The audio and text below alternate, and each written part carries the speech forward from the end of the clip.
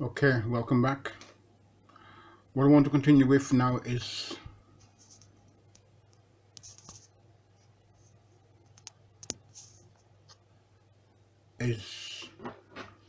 session 6, requirements of testing, and you will look at, remember that unit 5, I should say session 5, was to do with testing itself again, but it's this process is quite a lengthy process, so it's important that you understand and you meet the requirements and specifications at each stage. Okay, so Section 6, Requirements of Testing 1. Okay. Unit 307, and we're still working with Unit 307.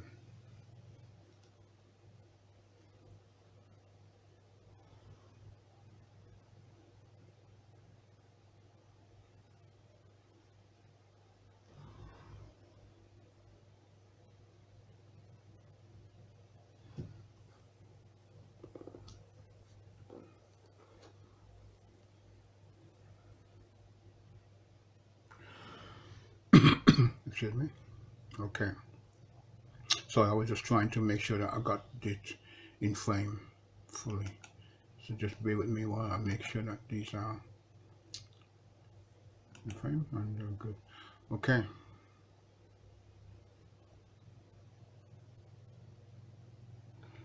Revision. Okay, no need to take too long on this. Okay. As a matter of fact, you can work for these now at our ledger.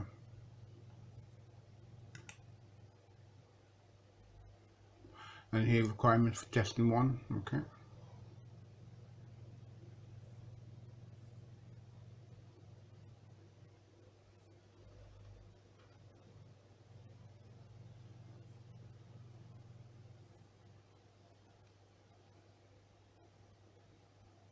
Okay.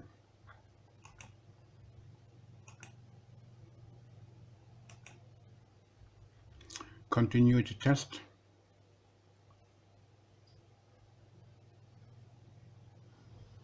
Okay, and let's make sure that we get it fully on screen.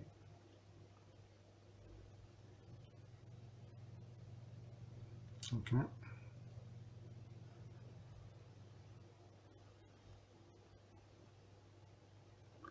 Nothing for me to speak there on about, because you would have done a lot of this already in practice. Okay, so that's enough for you basically. But protection against electric shock. Okay, and again,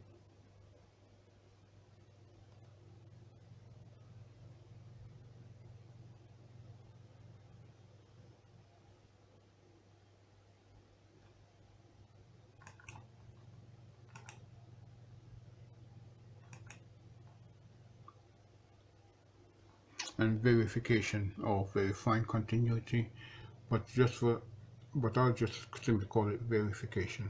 Okay.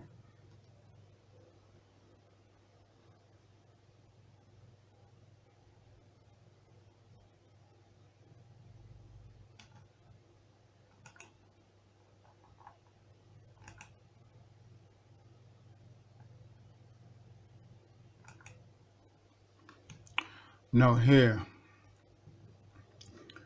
look at the parallel path. Now the continuity test must be carried out prior to the connection of any supplementary bonding conductor or main protective bonding conductors. Okay, right? And what it's trying to say here is that if protective bonding conductors are connected, then you may not be testing just the CPC.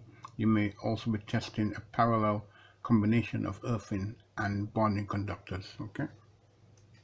So you have to take that bear that in mind. So here we have the parallel paths, and those parallel paths you need to take into account. Okay.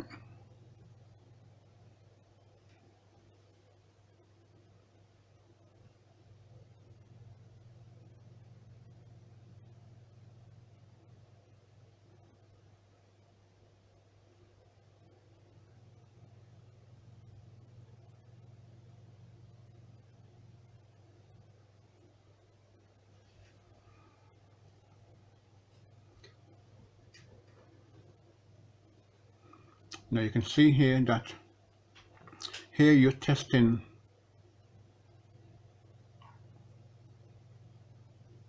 to see whether or not there's any connection between the live conductor and the CPC.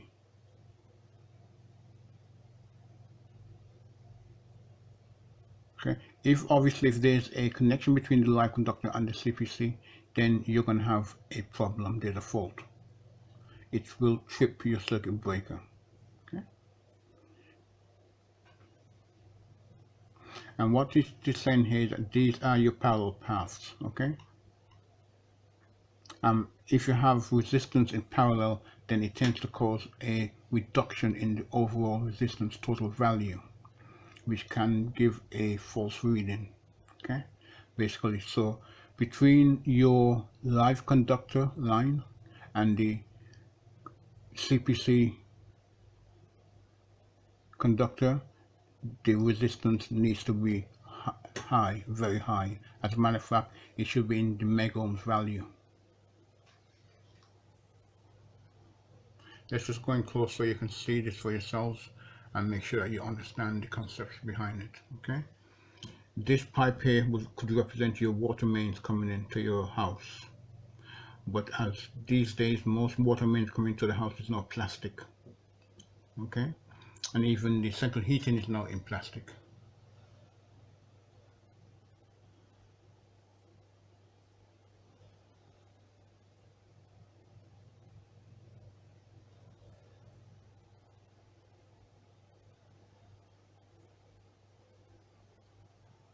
Okay, so I'm coming back on that fully. Okay.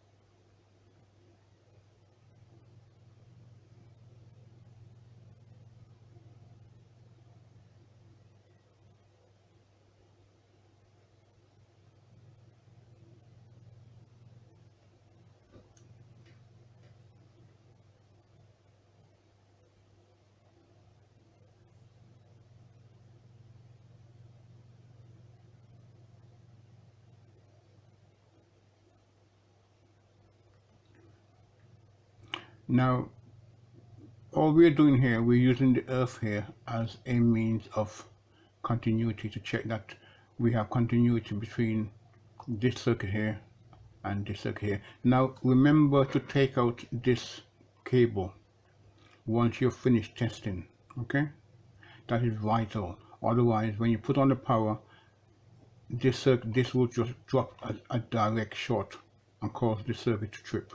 Okay, or maybe even your main switch will trip.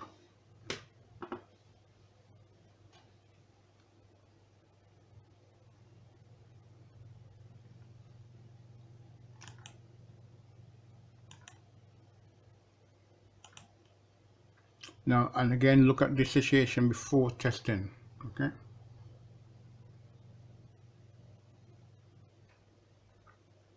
as well as checking the continuity of the protective conductor, the meter will measure R1 plus R2, which when corrected for temperature and added to the value of ZE will help verify the earth loop impedance, ZS. Okay.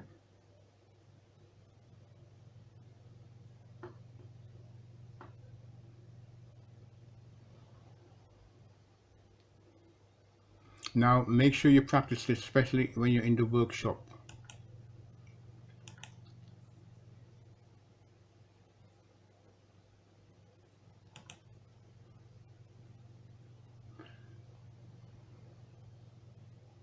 And I'm not going to read this out to you, you can read this for yourselves. But again, look at the main points and look at the method 1 and method 2 of testing.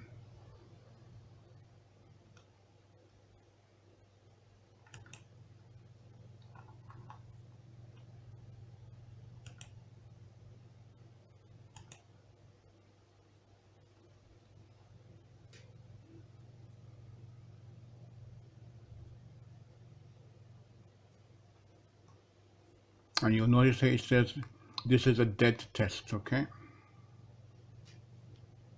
It means that the circuit has been isolated and locked off. Okay? And what this is showing you method 1 of testing. And again, as I said before, remember this link here. Remember to take that out after you have finished testing. Okay.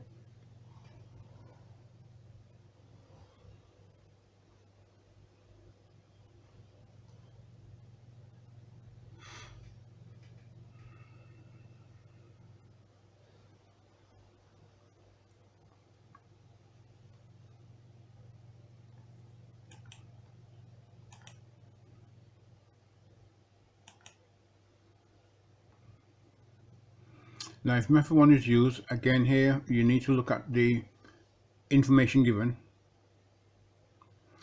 I'm not doing this for yourself, for you. You need to begin to be able to read through this and do it for yourselves. Okay, there's no shortcuts to this. And then you need to look at applying the formula in regards to the total resistance.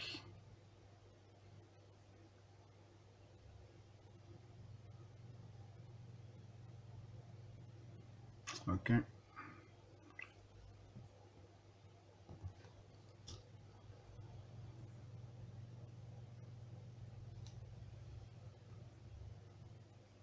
Make sure you can see the information and that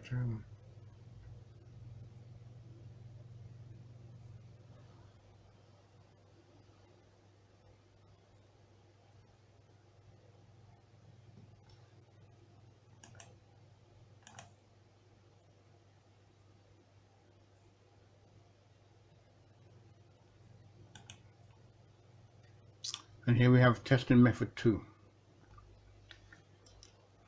Now check that there are no parallel paths. Okay, so what he's saying here is that these extraneous bondings should, or supplementary bonding I should say, should be removed. Okay, you can see that they have removed the supplementary bonding. The supplementary bonding is bonding any exterior pipe work down to earth, but these can be reapplied after you have carried out the test. Okay.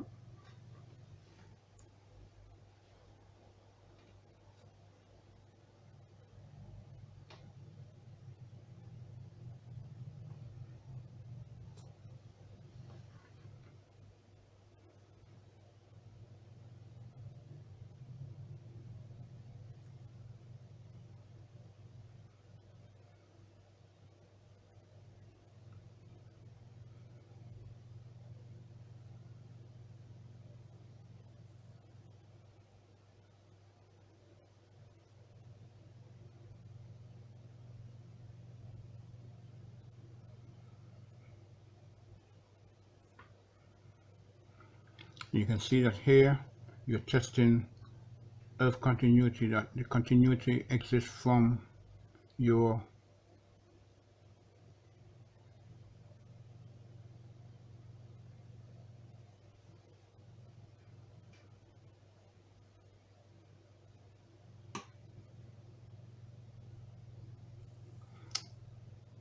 meter, etc.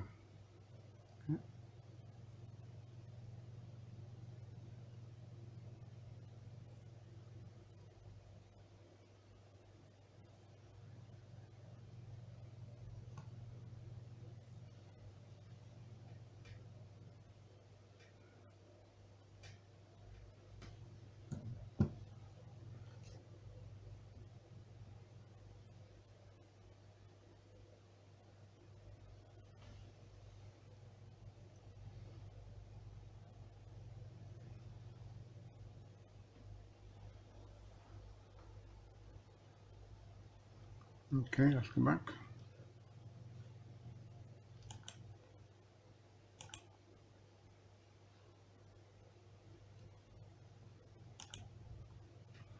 Right, effectiveness of supplementary bonding. Okay, now supplementary bonding plays a very important part in electrical installation. It means that radiators, pipe work, and so forth has been bonded to earth. Okay.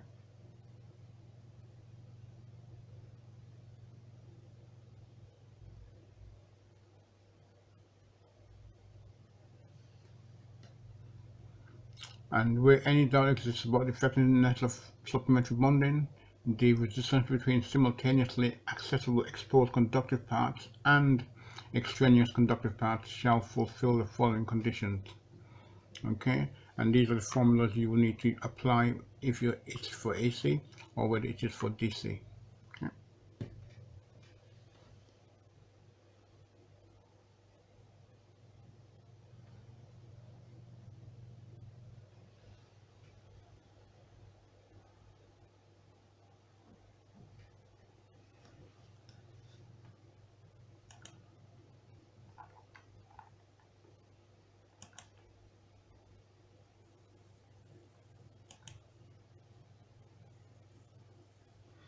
And here you need to verify the results.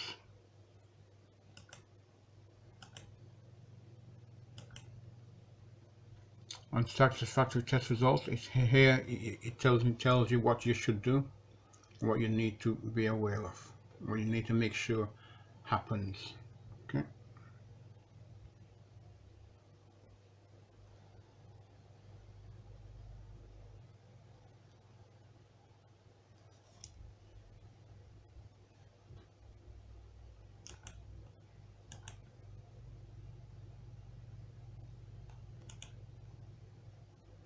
Ring final circuits. Okay.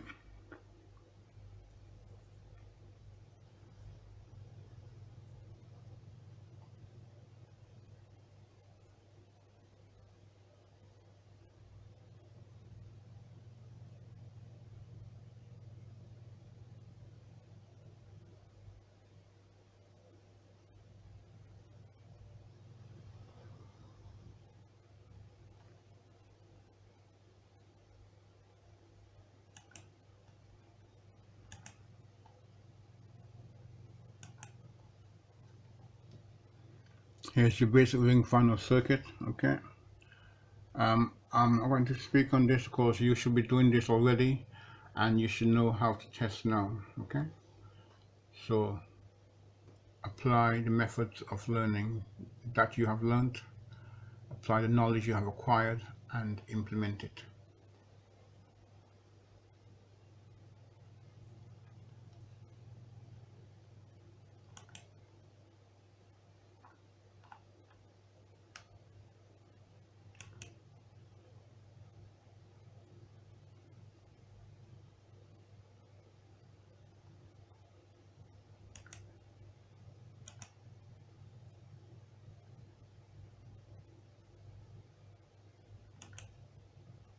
Okay, ring final circuit testing. Okay.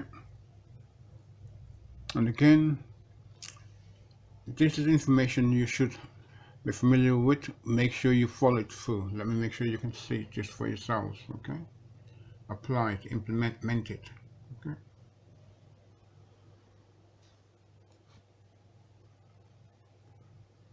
And here you have R1 plus R2 equals R end-to-end measurements plus R2 end-to-end measurements over 4.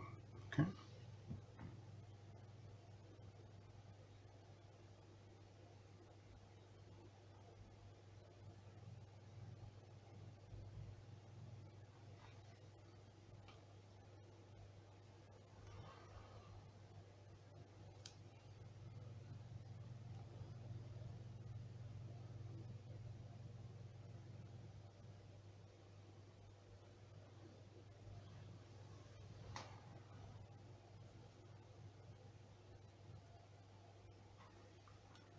Okay.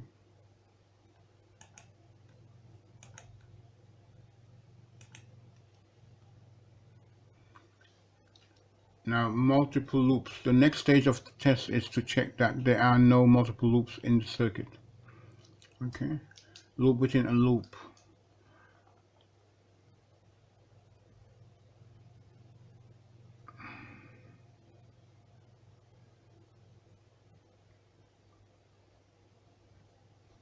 Now here, it's simply telling you here that the solid line here is the original circuit.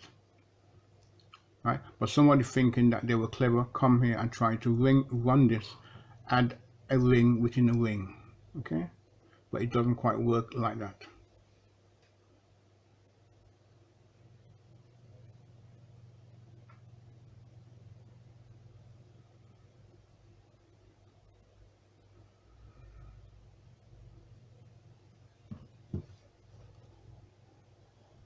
Okay.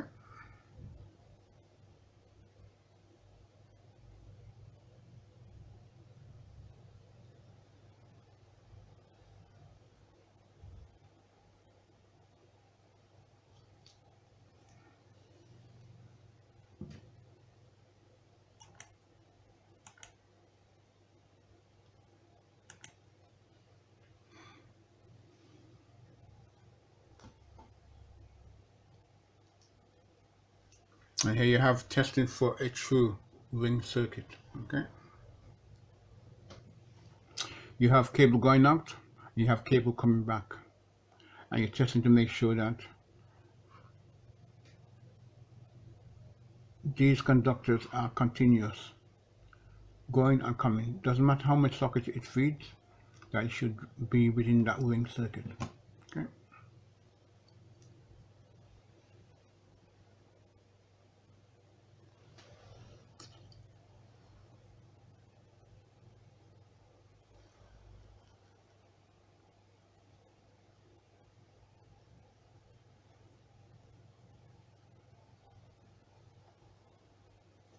Okay.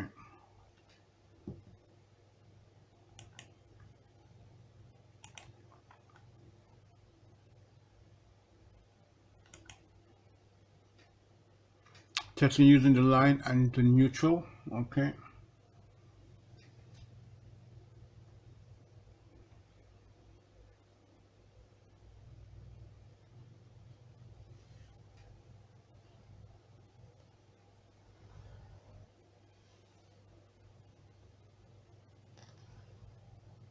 Okay.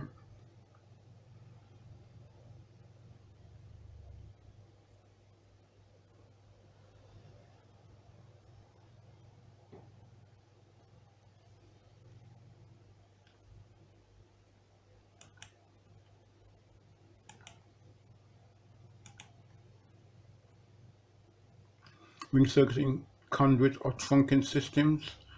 A possible reason for a change in readings is usually based on rings final circuits in conduit or trunking systems. If the conductors are not marked, how would the electrician know which is the outward and inward legs?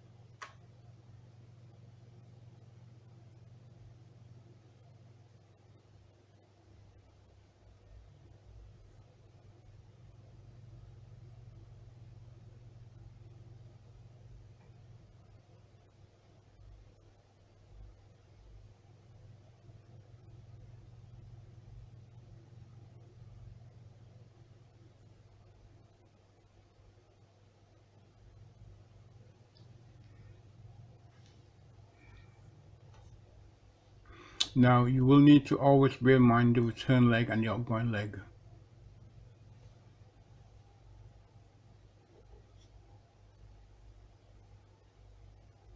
But when you get to the fuse board, you should be able to identify which is the outgoing leg and which is the return leg, basically.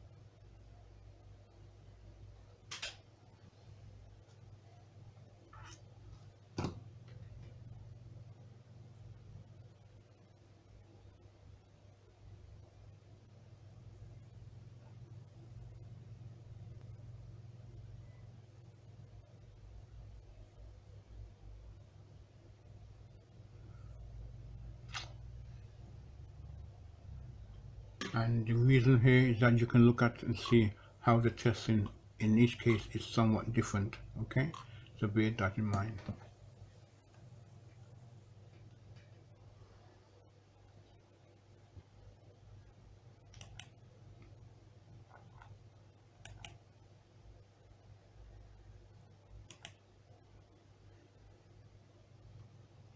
Minimum fault current. Okay, all I'm going to do is to show you these over here, circuits over here, which gives an illustration of what they're trying to look at in regards to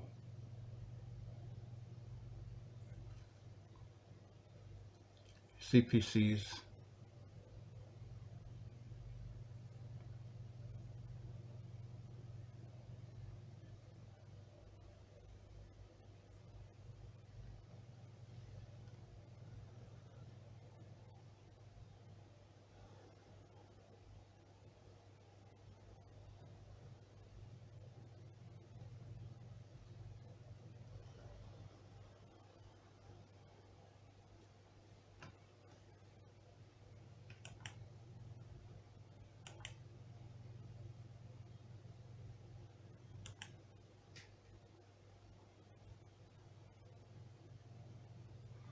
Now again here I've simply said to create your own questions. Now if you create questions for yourselves, it allows you to use that information as revision. So please try and do that for yourselves. Okay, I hope you found this useful. Have a good day. Bye bye.